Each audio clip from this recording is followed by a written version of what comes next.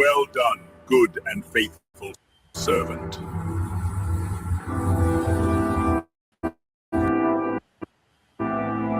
And I heard, as it were, the voice of a great multitude, and as the voice of many waters, and as the voice of mighty thundering, saying, Alleluia! For the Lord God omnipotent reigneth. Let us be glad and rejoice, and give honor to him, for the marriage of the Lamb is come, and his wife hath made herself ready. And her was granted that she should be arrayed in fine linen, clean and white. For the fine linen is the righteousness of saints. And he saith unto me, Write, blessed are they which are called unto the marriage supper of the Lamb. And he saith unto me, These are the true sayings of God. You know, the hopeful elect, of which we believe we are according to faith, and the importance of being of that group called the elect, which are also known as the church of the firstborn in the scriptures. Firstborn meaning the first spirits created. And it would make sense the Heavenly Father would take the first spirits created to be the rulers of the nation, the aristocrat, if you will. If you know your words, the word aristocrat literally means best rule. The first spirits created are the best ones to rule. That's why Yahushua is the first of the first, and he's the best of the best to rule. You know, Yahushua will be ruling in the next kingdom, and right underneath him will be King David, you know. But ye shall be named the priests of the Lord. Men shall call you the ministers of our God. Ye shall eat the riches of the Gentiles, and in their glory shall ye boast yourselves. For your shame ye shall have double, and for confusion they shall rejoice in their portion. Therefore in their land they shall possess the double, everlasting joy shall be unto them. For I the Lord love judgment, I hate robbery for burnt offering. And I will direct their work in truth, and I will make an everlasting covenant with them. And their seed shall be known among the Gentiles, and their offspring among the people. All that see them shall acknowledge them, that they are the seed which the Lord hath blessed. I will greatly rejoice in the Lord, my soul shall be joyful in my God. For he hath clothed me with the garments of salvation, he hath covered me with the robe of righteousness, as a bridegroom decketh himself with ornaments, and as a bride adorneth herself with her jewels. For as the earth bringeth forth her bud, and as the garden causeth the things that are sown in it to spring forth, so the Lord will cause righteousness and praise to spring forth before all the nations.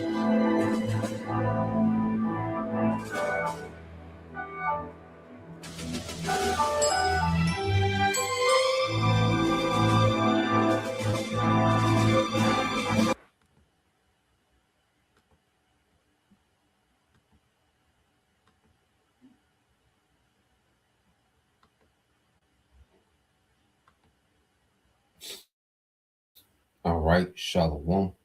First and foremost, I would like to give all praise and glory unto Yahweh, Bahashem, Yahweh Shah, Bahashem, Kakadash, and double honors unto the apostles and the elders of GMS who rule well, teach well, being great examples towards younger brothers, and peace and blessings and salutation to the hopeful elect out there pushing his word in truth and in sincerity across the four winds in the name of Yahweh Bashem Shai, pushing to get up out of here. Shalom to the hopeful elect, the believers, the listeners whom have came back to the obedience of the scriptures through faith in Yahweh Bashem Shai. All right. And what I want to get into this morning, you know, is dealing with a continuation of the book of Acts. All right, the 12th, the 22nd chapter, Salakia. And this goes into Paul, you know, he utilizes, you know, his Roman citizenship, you know, and this plays into, as we read in the previous chapter, okay, how Apostle Paul, you know, was on his way, you know, to being bound, you know, and being apprehended by the Roman government, you know, and the fact that he's a Roman citizen, you know, it gives him certain rights, you know, in particular perks, within the Roman Empire, so they couldn't just handle him any type of way, similar to having, a U.S. citizenship, but with the Roman citizenship, it was a little more exclusive, as we're going to go into it, okay? But what we have, is Jake, or the circumcision, especially those in Jerusalem, they had a major problem with the Apostle Paul and teaching to Israelite foreigners, okay, bringing them back into the fold through the teaching of Yahushua, okay? So this word, which we always got to get it. Let's go here to the book of Luke, okay? It's the book of Luke, chapter 2, verse 34. I'm gonna also get the other one.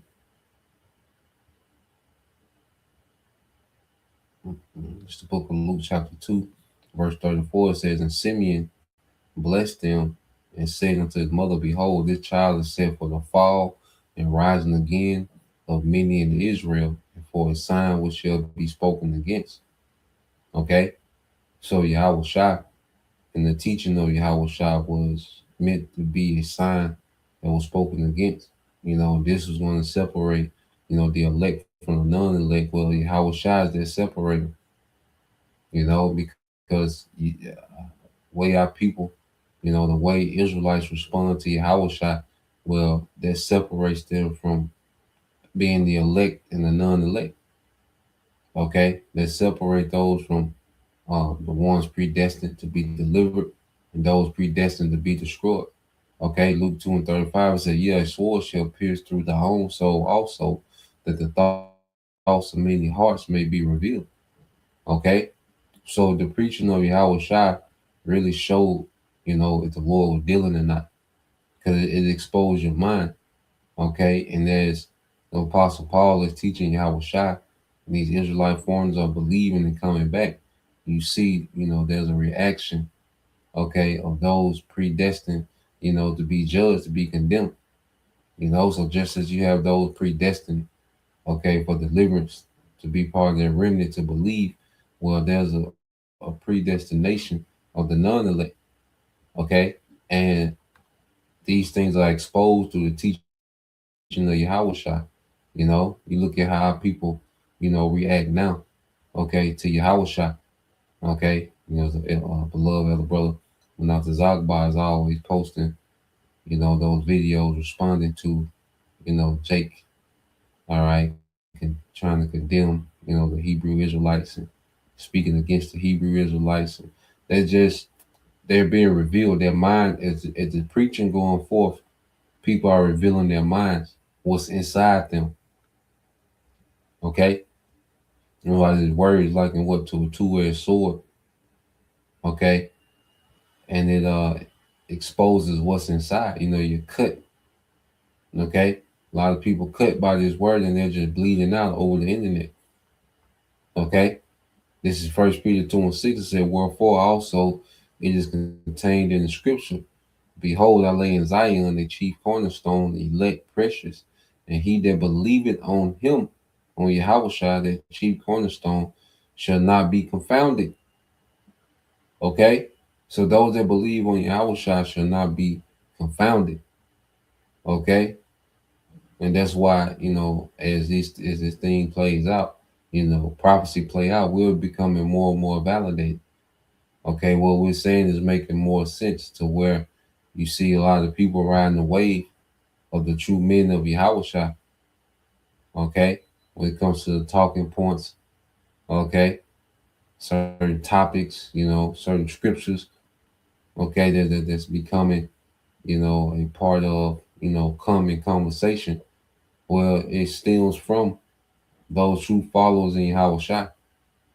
Okay, because as this thing goes on, we're going to be more and more validated by the spirit of Yahweh Bashim Shah. Man, these people are going to be confounded, confused. All right, they're bucked up against it. Okay, it says, "Unto you, therefore, which believe, he is precious." Okay, so this goes into the duality, going back towards the rise and fall.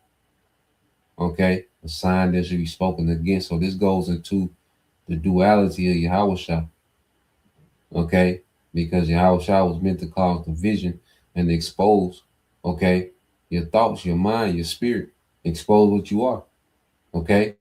It says, unto you, therefore, which believe he is precious. So if, it's Lord will, we are the number, that's why Yahweh is precious to a few. That's why his name matters. That's why what he did matters, man. That sacrifice, okay? Understanding that sacrifice and really appreciating, that matters to the elect. All these things matter to the elect because this is he's precious unto us. Matter of fact, um, let's get that word precious in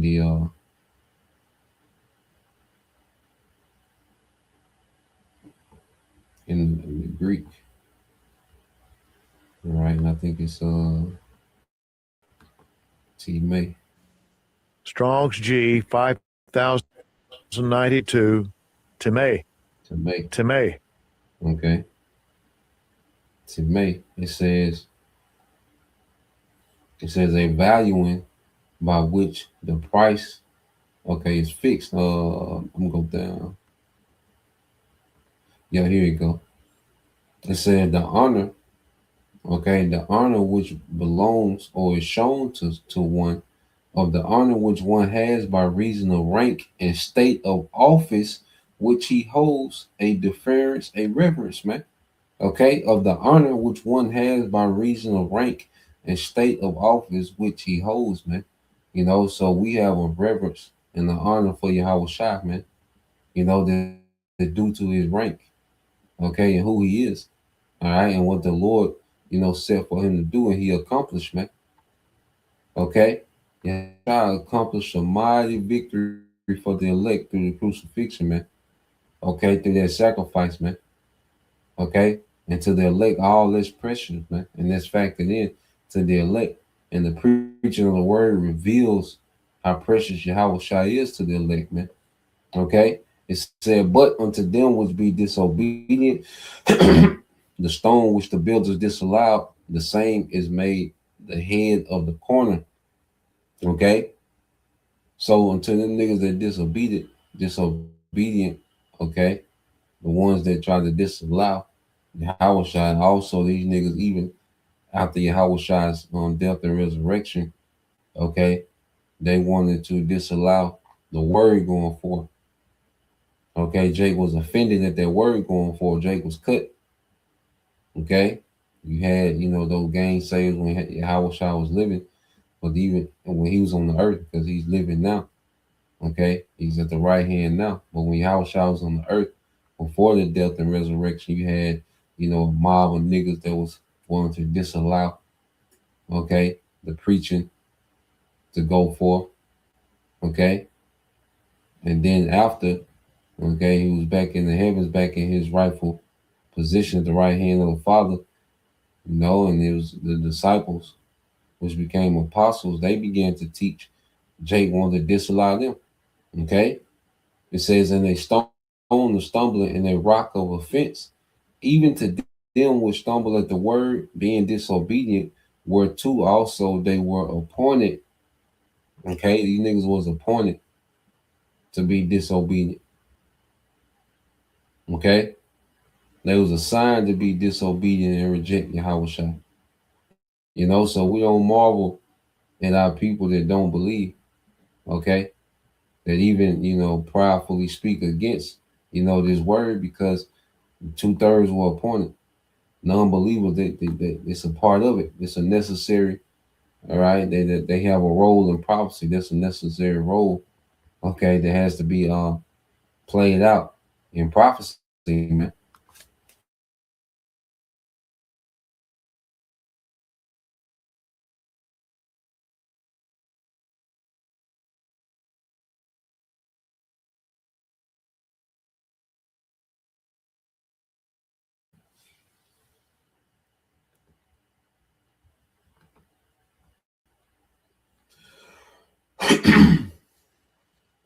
This the book Acts chapter 22 verse 1.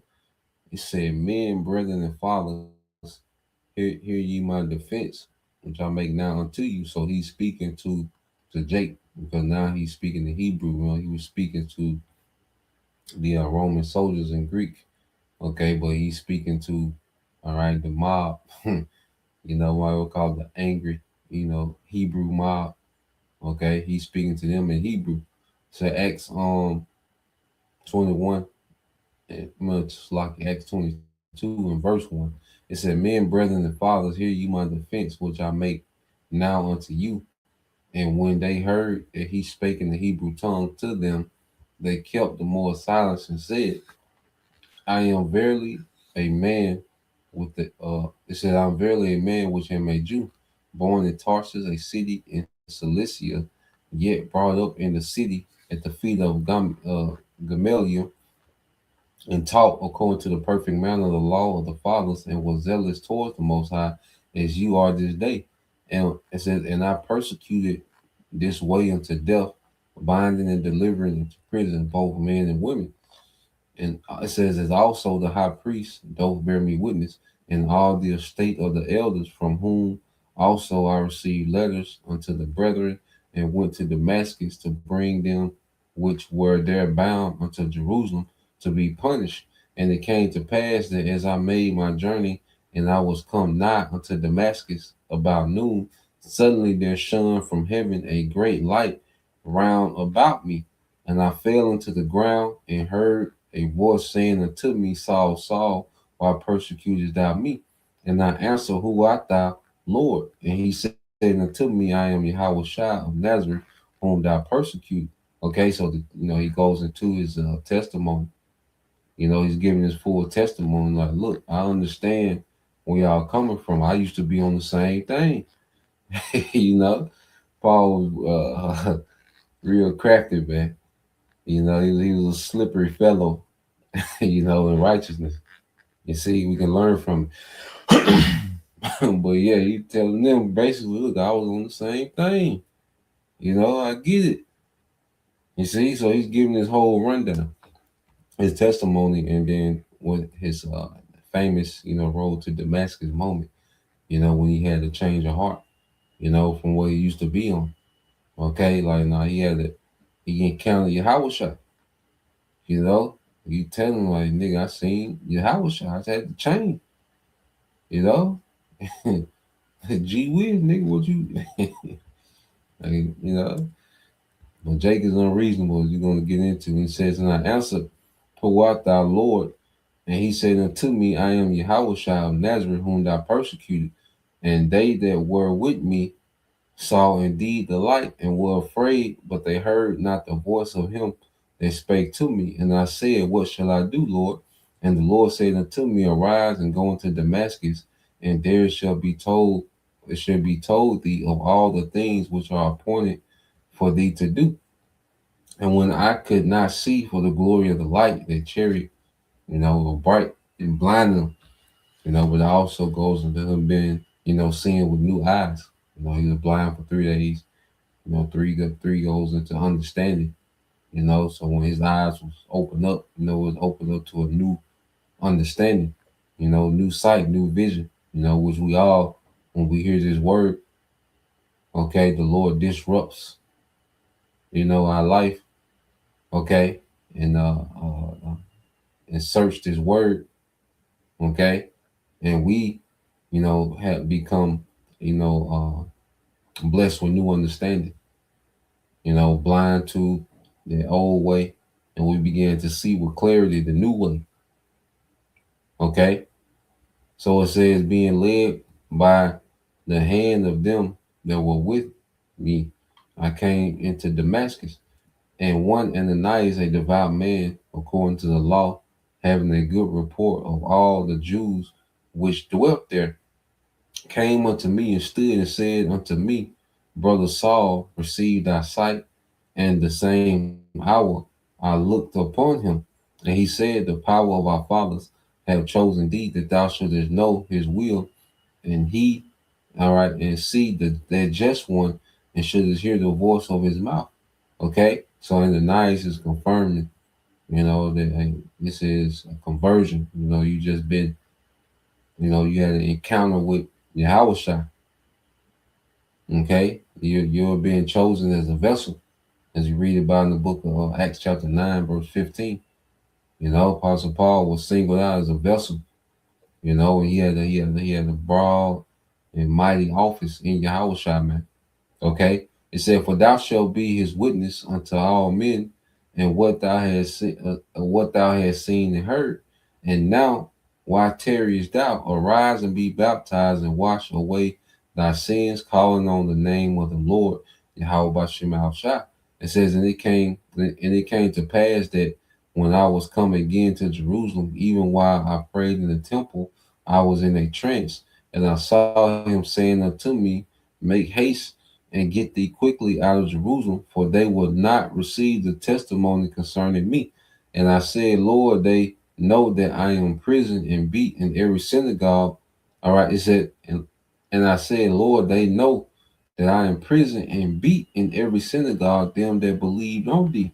Okay, so Apostle Paul was like, look, hey, I'm still, I believe, I'm converted, but my track record, I don't know how this going. You see, because they know what I was on.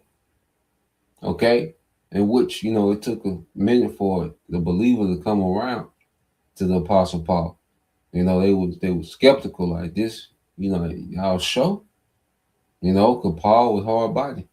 You see how hard he went in the ministry, man. So imagine the same energy was being used to persecute. All right, the church, man. Okay, so it took it was a growing. It had to be it had to grow on. For lack of better words, it had to grow on the church, the believers. But once they seen he was legit, he was their guy. You know, and it says, and when the blood of the martyr Stephen was shed, I was standing by and consenting unto his death and kept the remnant, okay, of them that slew him. So he was holding, their coats and their garments. Them wicked niggas, they was stripping down, you know, to stone, Stephen, because he cut them niggas, man. Okay. It says, and he said unto me, Depart, for I will send thee far hence unto the Gentiles. And they gave him, all right, and it said they gave him audience unto his word, and then lifted up their voices and said, Away with such a fellow from the earth, for it is not fit that he should live, man. So that spill, okay, then do it for Jake, man. Jake wanted blood. They say he shouldn't be on the planet. You see, and that's the energy you see with Jake, man. Right now it's just TikTok videos, okay, responses, and how they feel, okay. But if it was up to Jake, we'll see when the persecution, when brothers start getting snatched up, and it start being a thing that's trending on social media. Don't be surprised at the response, man. The way that Jake respond, don't be, don't marvel at it. Okay, because Jake gonna want blood. People you never knew, people whose lives you never, you know, affected in any type of way. Okay, Jake gonna want blood like you personally did something to him, man. Okay, when Esau really started to make his move and they start seeing, mug shots and whatever. Okay, then Jake gonna let you know how they really felt the whole time. Okay. It says the chief captain commanded him to be brought into the council and bade that he should be examined by scourging, that he might know wherefore they cried so against him. And as they bound him with thongs, Paul said unto the centurion that stood by, Is it lawful for you to scourge a man that is a Roman and uncondemned? When the centurion heard that, he went and told the chief captain, saying, Take heed what thou doest, for this man is a Roman, so he plays a Roman card. Okay, in this situation, he tried to appease to Jake. He spilled his heart out to Jake. Okay, and Jake was like off with his head. He shouldn't be on Earth. You see, so he used his Roman card, man, which was wise. Okay, which was wise, man. You see, we could use our U.S. citizenship in the jam.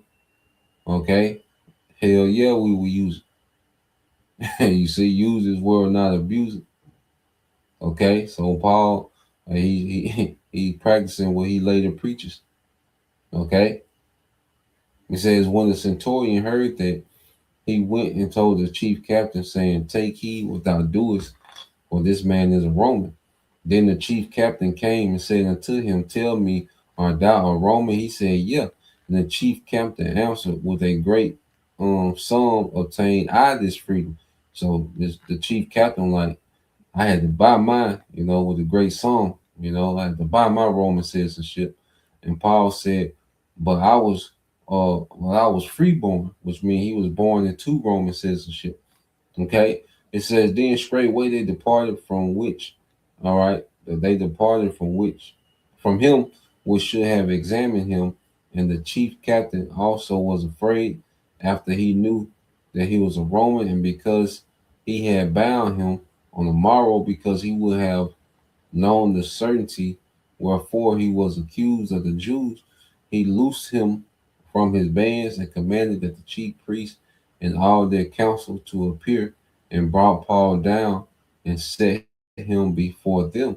So now he's having a formal trial, okay, because he's a Roman citizen, which it came with particular perks to be a Roman citizen. I want to get this here, okay. So I asked in the chat, okay, so the perks of being a Roman citizen, background of the apostles' family, and him being born a Roman citizen, all right, and was Roman citizenship similar to having American citizenship, all right. So it says great passage to zoom in on, all right. It says Acts 22 is a peak. Paul knows his right moment, okay. So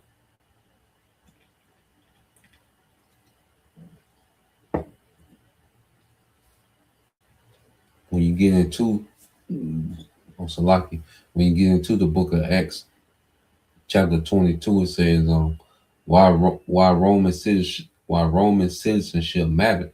In Acts 22, verses 25 through 29, Paul is about to be scourged, a brutal whipping used to extract confessions. But there was nothing to confess because he confessed. There was nothing to confess. Them niggas was lying. Okay? He told them everything that he was about, what he was on. Okay? But niggas was unreasonable. It said just before it happened, he casually asked, is it lawful for you to scourge a man who is a Roman and uncondemned? This question hits like a legal mic drop. The soldiers panicked because punishing a Roman citizen without trial was illegal and could seriously backfire on them. How Paul was a Roman citizen.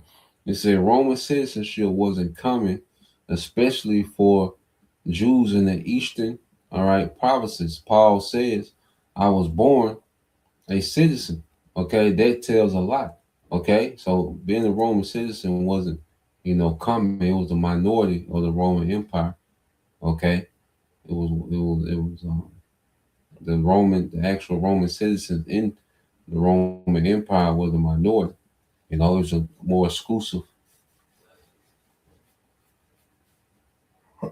Roman citizenship was a little more exclusive. Okay, during this time, it said Paul's family background. It said Paul was from Tarsus, a major, all right, respected city in Cilicia, modern day Turkey. Tarsus had special status with the Roman Empire. His family likely received citizenship generations earlier, possibly because an ancestor rendered service to Rome or held a civic or military role, or received it as a reward during Roman expansion. So his family, he had his family had to be Roman citizens generations earlier.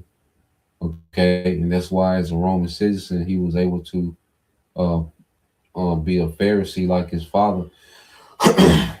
Okay, because as a landowner, in the Roman Empire, okay, as a Roman citizen, you can practice, your own religion, and they was able to continue in the customs of their forefathers, okay, through the law, It says citizenship could be purchased, which was expensive, like the Roman soldier just said, granted for service, inherited by birth, Paul's case.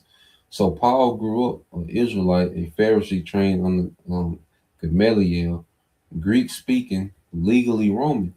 That triple identity made him incredibly, all right, effective as a missionary.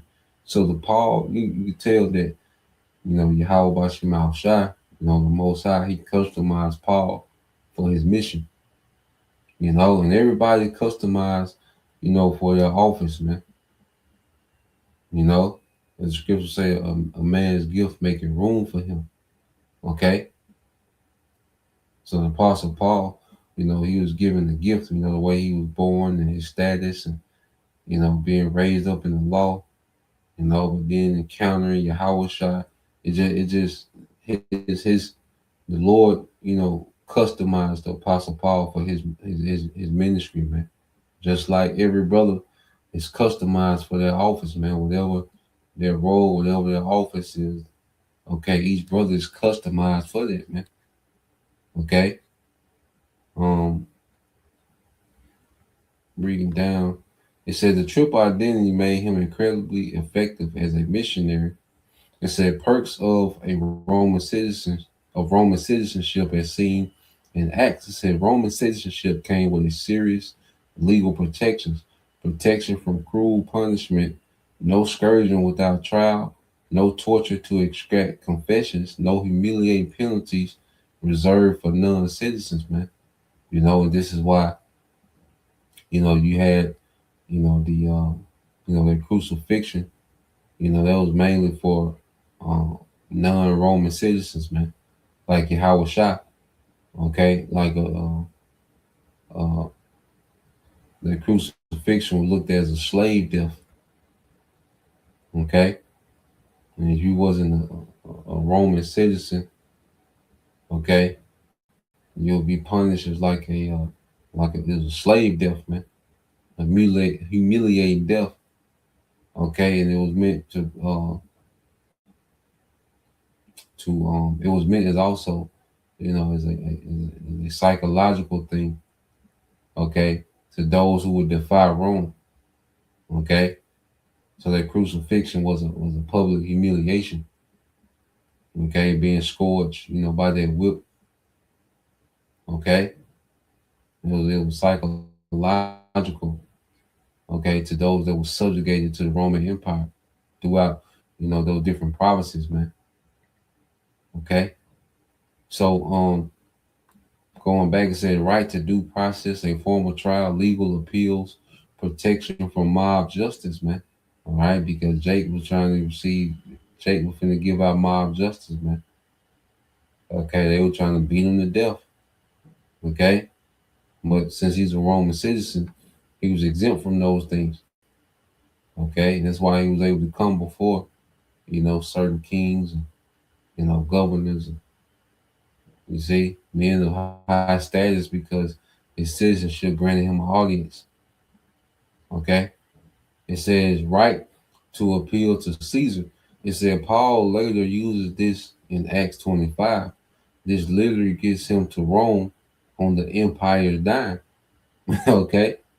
It says citizens were treated as people with dignity and honor. Non-citizens, most of the empire, did not have these rights.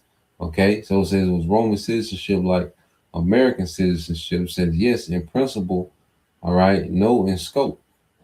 It said similarity. It said Roman citizenship was very much like modern citizenship, and that it granted legal protections, granted due process, offered rights not available to everyone, could be inherited by birth, could be used to challenge government abuse. In Acts 22, Paul is basically saying you're violating my constitutional rights. That's a very modern moment. It says key differences, which when I looked at it, is really the same thing. Okay, because it's a corrupt system. Okay, the system is corrupt as hell. It was corrupt back then, and it's corrupt now. So they go into the differences, but I'm like, really, this the same thing that's going on. Okay, for in some instances, as you read into it, it says not universal, only a minority of people were Roman citizens. Most people in the empire had no political or legal voice. And you look at it today, all right, all these American citizens, but they don't have, no political voice or legal voice when it comes to how the government should be ran. Okay, it said no democracy. Roman citizens didn't vote the way Americans do, which the American vote is a sham. It don't matter. Okay, they were just a little more upfront with it, but we see that old Roman way coming back. Especially in the Nero.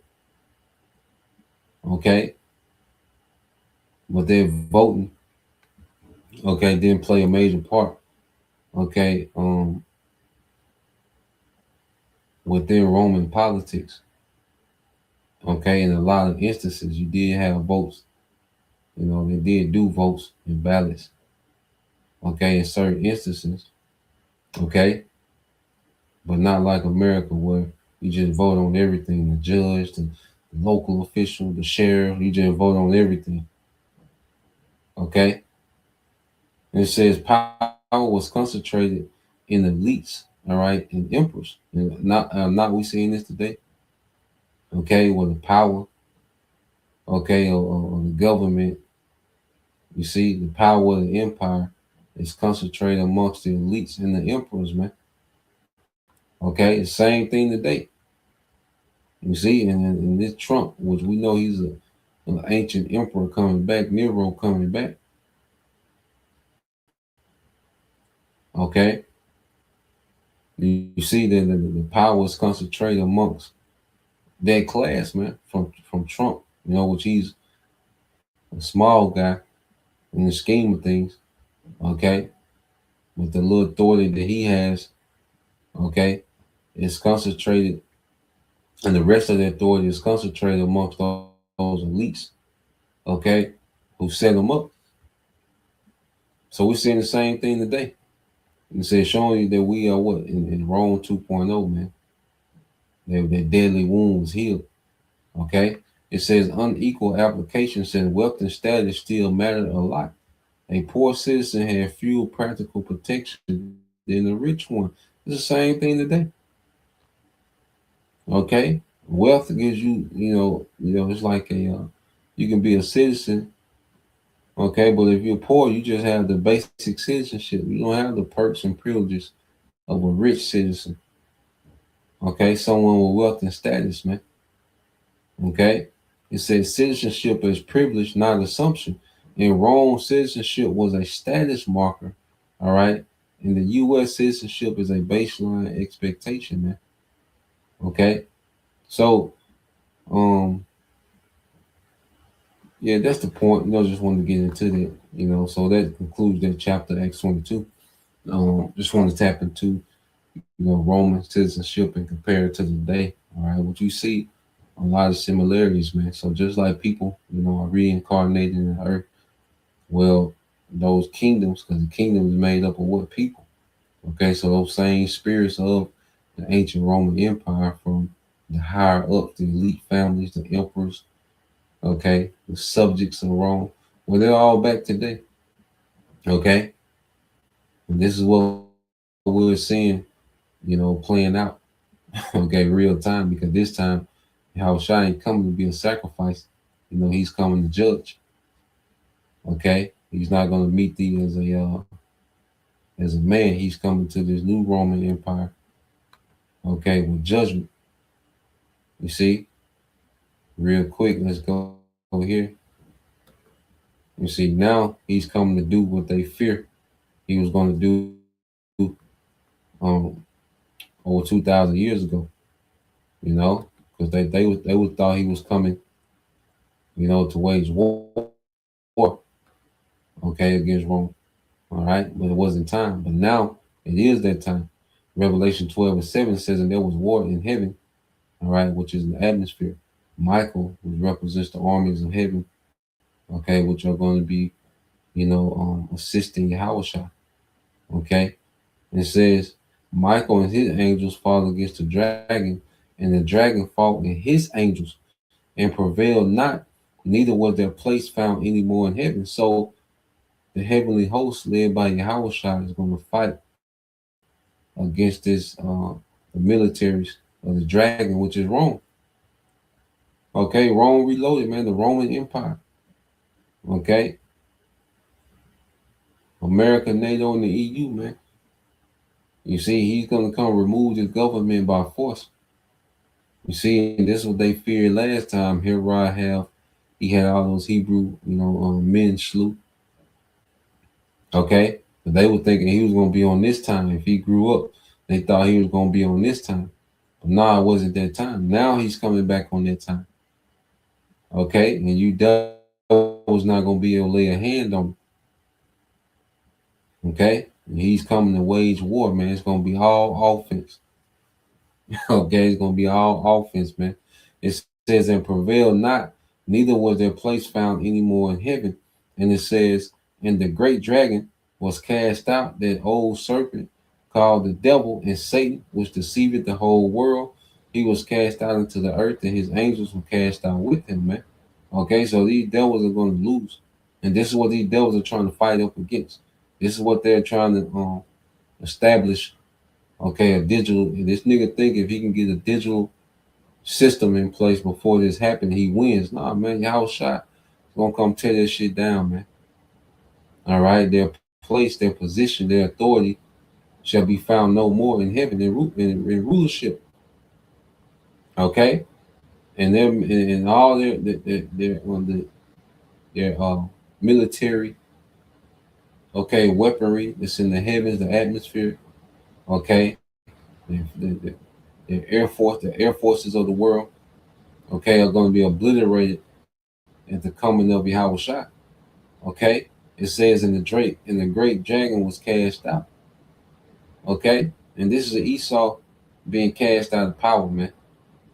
The Roman Empire, this new revived Greco-Roman Empire, which this devil is trying to make digital, is going to be cast out, man.